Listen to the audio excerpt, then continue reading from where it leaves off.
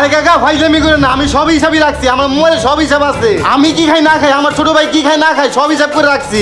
আমার এত টাকা হয় নাই, আমি হিসাব করে রাখছি 10,500 হয়েছে। যদি 10,500 নেন নিয়ে যান, আমি দিয়ে দিতেছি। আমি 25,000 টাকার 1 টাকা কম নিব না। টাকা কেমনে তোলা লাগে আমি জানি। শুনেন, কাহিনী করেন না, সব জায়গায় যে বেশি লেগে রাখেন আমি ভালো করেই জানি। আপনি টাকা কেমনে তুলবেন তুলে নিয়েন, জান। তোমার আমি দেখে নিমু।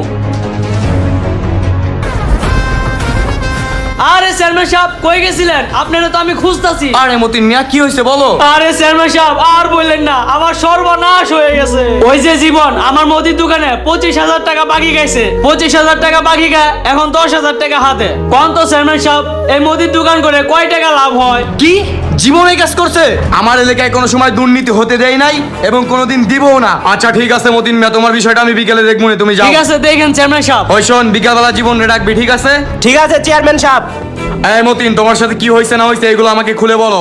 চেয়ারম্যান সাহেব আপনি তো আমার ব্যাপারে সবই জানেন। আগে সুদের ব্যবসা করতাম, সুদ খাইতাম না, মাঝে মাঝে একটু ইন্টারেস্ট খাইতাম। তবে একটা ওয়াজ শোনার পর দিলটা একটু নরম হইলো। সুদের ব্যবসা বাদ দিয়ে একটা মুদির দোকান নিয়ে বইছি।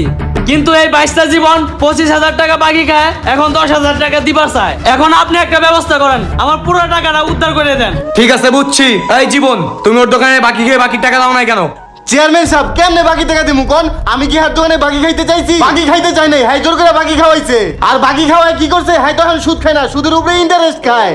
যে কোনো একটা জিনিস বা পণ্য নিলে ওই পণ্যের সুদে আসলে 1 মাস পরে কয় টাকা দাম হইব, ওই দামটা হ্যাঁ খাতায় উঠে রাখে। কোন এই টাকা আমি কই থেকে দিমু? আমি তো আর টাকা বাকি খাইতেছি, সুদে তো কোনো কিছু নেই নাই। শুধু তাই আমাগো মহল্লায় এমন কোনো লোক নাই যে হাই জোর করে তারা বাকি না দেয়। বাকি দিয়ে আরো বিপদে ফেলায়। হ্যাঁ সুদে আসলে এমন ভাবে চেপে ফেলায়, সেই টাকা দিতেই হইব। যদি টাকা না দেয় হ্যাঁ মারধর পর্যন্ত করে। হ্যাঁ যে ভালো মানুষের চেহারা দেখতেছেন, এই ভালো মানুষের চেহারার উপরে একটা অভদ্র অমানুষ লুকিয়ে আছে। আর চেয়ারম্যান সাহেব হ্যাঁ সুদ খাওয়া হ্যাঁ রক্তে মিশে গেছে, হ্যাঁ জীবনেও ভালো হইব না। এই যে আশেপাশে জায়গা দেখতেছেন সব সুদের টাকায় করছে, সব হারামের টাকায় করছে। হ্যাঁ 3-4টা বিল্ডিং এগুলো সুদের টাকায় করছে। হ্যাঁ মানুষের রক্ত চুষে খায় একটা অমানুষ। কি ব্যাপার মতিন সাহেব, জীবন যেগুলো বলছে এগুলো কি সত্যি? ইয়ে মানে চেয়ারম্যান সাহেব সামান্য একটু খায় আর কি। এই যে এত টাকার মাল তুলছি, মানুষরে 1 মাস বাকি দেয়, একটু না খাইলে চলে? মতিন মিয়া তুমি আর ভালো হইলা না। আগে মানুষের টাকা দিয়া সুদ খাইতে, আর এখন মানুষের পণ্য দিয়া সুদ খাও।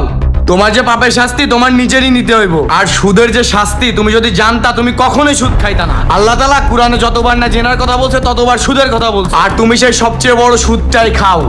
তুমি কি জানো সুদ খাওয়ার পাপ কি? মায়ের সাথে জেনা করা আর সুদ খাওয়া একই বিষয়, আর তুমি সেই সুদটাই খাও। শুনো মতিন মিয়া, এখনো সময় আছে, তুমি ভালো হও, আল্লাহর রাস্তায় আসো, নামাজ কালাম পড়ো, তওবা করো। আসলে চেয়ারম্যান সাহেব আপনি আমার চোখ খুলে দিয়েছেন।